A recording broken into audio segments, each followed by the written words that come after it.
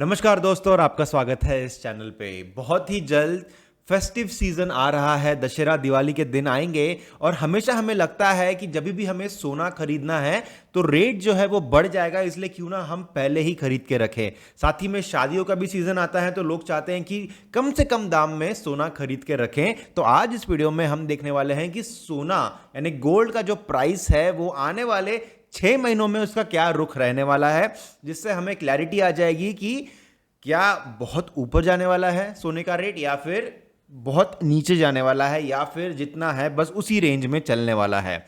ये सारी चीज़ों का हम विश्लेषण करेंगे। दोस्तों अगर आप नए हैं चैनल पे तो सब्सक्राइब जरूर करिएगा, बेल आइकन को एनेबल जरूर कीजिए, क्योंकि हम हर मंगलवार, शुक्रवार और रविवार को नया वीडियो लेकर के आते हैं इस चैनल के ऊपर।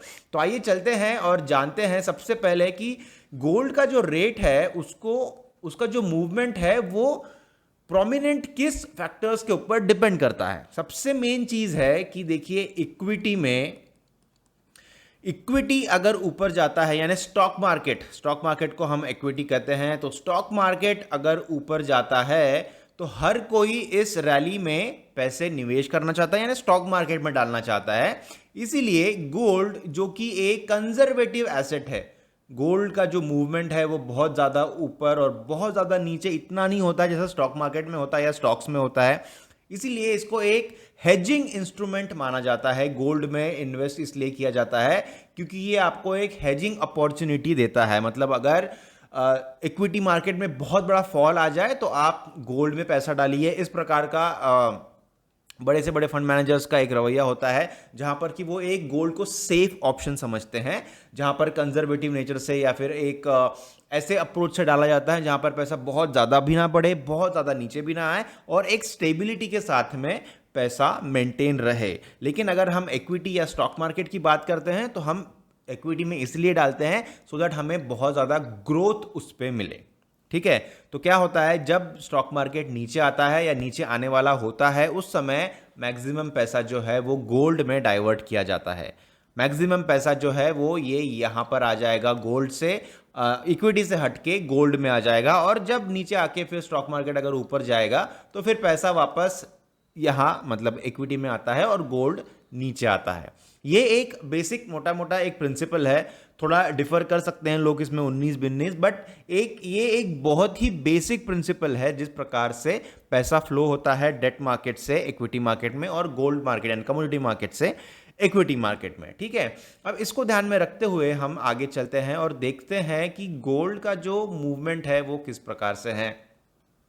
अब ये गोल्ड का हम प्राइस देख रहे हैं। एक्चुअली हम देखते हैं सबसे पहले डॉलर्स में देखेंगे प्राइस को, उसके बाद में हम देखते हैं रुपीज़ में। ठीक है, तो ये है गोल्ड और अभी यहाँ पर जो हम प्राइस देख रहे हैं 1749 ये यूएस डॉलर्स में है। ठीक है, और सिमिलरली अगर हम फ्यूचर्स देखें, ये रुपीज़ में आपको यहाँ पर दिखेगा। गोल्ड का फ्यूचर्स है ये अक्टूबर सीरीज़ का, तो यहाँ पर हम देख पा रहे हैं कि 45,995 यानी लगभग 46,000 के आसपास है 10 ग्राम्स का सोना। ठीक है, ये फ्यूचर्स का कॉन्ट्रैक्ट है और यहाँ पर हम देख पा रहे हैं कि एक हल्का सा डाउन ट्रेंड में चल रहा है गोल्ड का प्राइस फिलहाल।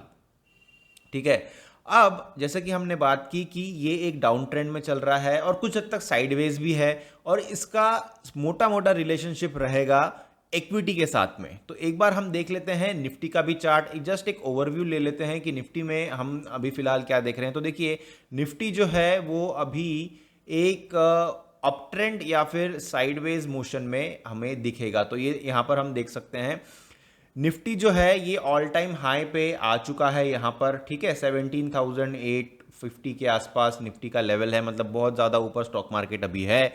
और यहाँ से और ऊपर भी जाता है तो कुछ बहुत ऊपर नहीं जाएगा, ऐसा एक अनुमान लगाया जा रहा है।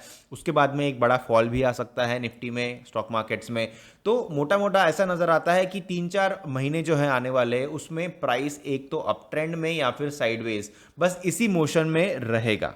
ठीक है, और साइडवेज जाने के जो उसके चांसेस है वो ज़्यादा है क्योंकि निफ्टी जो है वो ऑलरेडी बहुत हाई जा चुका है। इतना हाई जाने के बाद में अभी एक साइडवेज फेज जो है वो बहुत ज़्यादा प्रोबेबल है निफ्टी के केस में। जैसे हम यहाँ पर अगर देखें वीकली टाइम फ्रेम में निफ्टी में अगर हम यहाँ पर देखते हैं तो देखिए इतना ऊपर जो ऑलरेडी स्टॉक मार्केट जा चुका है, तो बहुत अनलाइकली है कि ये बहुत ज़्यादा ऊपर बहुत जल्द 19,000 पे चले जाएगा। बहुत ही ज़्यादा अनलाइकली है ये चीज़। अब मोस्ट प्रोबेबल क्या है, देखिए इस प्रकार से ये जो साइडवेज मूवमेंट यहाँ हुआ है, साइडवेज मूवमेंट यहाँ हुआ है, वैसा ही एक साइडवेज मूव अगर यहाँ पर होता है, मतलब स्टॉक मार्केट का पैसा स्टॉक मार्केट में रहेगा, बहुत ज़्यादा ऊपर भी नहीं, बहुत ज़्यादा नीचे भी नहीं। और सिमिलरली अगर हम गोल्ड में देखेंगे तो गोल्ड में भी उसका रिफ्लेक्शन हमें दिखेगा। इसीलिए गोल्ड का प्राइस भी जो है वो भी कुछ 2-3-4 महीनों तक मुझे तो लगता है साइडवेज में रहेगा। बहुत ज़्यादा ऊपर भी नहीं और बहुत ज़्यादा नीचे भी नहीं। जैसा स्टॉक मार्केट स्टेडी चलेगा, बस उसी हिसाब से गोल्ड भी स्टेडी चलेगा और साइडवेज चलेगा। तो आप पकड़ के चल सकते हैं 43K के से लेकर के कुछ 49K तक, इसी रेंज में गोल्ड का प्राइस चलता रहेगा। बहुत ज़्यादा ऊपर नहीं, बहुत ज़्यादा नीचे नहीं। अब ये डिपेंड करता है कि आप कौन से स्विंग में गोल्ड को पकड़ रहे हैं, ठीक है। अब उसको समझने के लिए फिर से एक बार चलते हैं यहाँ पर हमारे यूएस डॉलर के चार्ट में, क्योंकि मूवमेंट जो है वो तो सेम ही रहता है, फिर चाहे आप कोई भी चार्ट देखें। तो ये है यूएस डॉलर का चार्ट, जैसा मूवमेंट यहाँ होगा यूएस डॉलर में, बस वही मूवमेंट आईएनआर यानी रुपीज़ में भी होगा, तो उसमें कोई डिफरेंस नहीं है। तो यहाँ पर हम देख सकते हैं, जैसे देखिए जो मैंने बात कही अभी थोड़ी देर पहले कि इक्विटी का और इसका एक बहुत क्लियर कट रिलेशन रहता है, वही चीज़ आप यहाँ पर भी देख सकते हैं। देखिए ये साइड में चल रहा था गोल्ड और ये है 2020, और बस ये वो पॉइंट है जहाँ पर कोविड-19 आया और स्टॉक मार्केट जो है वो -30 या -35% से नीचे आया था स्टॉक मार्केट। तो जैसे ही स्टॉक मार्केट, ये जो दिन थे यहाँ पर मार्च अप्रैल, ये जो दिन थे, यहाँ से जैसे ही स्टॉक मार्केट -30% आया, तो वहाँ से आप देख सकते हैं कि गोल्ड का मार्केट कितना ज़्यादा ऊपर गया, ठीक है। गोल्ड ऑलमोस्ट यहाँ पर $2,000 के ऊपर आ चुका था, ठीक है। और यहाँ से फिर जैसे जैसे स्टॉक मार्केट में तेज़ी आने लगी, वैसे वैसे गोल्ड नीचे आने लगा। और उसके बाद में अभी हम यहाँ पर ये साइडवेज मूव देख रहे हैं गोल्ड की। तो रिसेंटली अगर हम देखें तो आइए चलते हैं इसके एंड में, और रीसेंट एक्शन को अगर हम देखें तो देखिए ये जो एक लेवल बनता है, ये है यहाँ पर सपोर्ट का काम करेगा, ये वाला लेवल, ठीक है।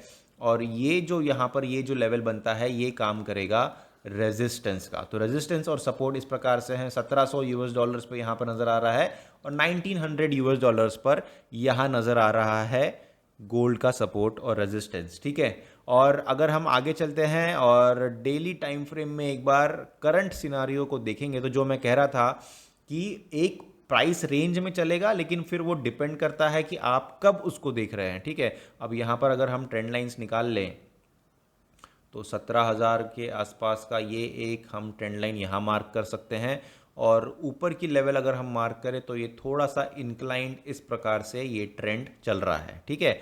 तो ये अगर आप, जैसे मैंने कहा, रेंज में रहेगा, एक रेंज में रहेगा, लेकिन रेंज के अंदर भी अगर हमको पता करना है कि कब मतलब प्राइस यहाँ से बाउंस लेगा या ऊपर जाएगा, तो देखिए करंट सिचुएशन में ये नज़र आता है कि थोड़ा प्राइस और नीचे यहाँ तक आ सकता है।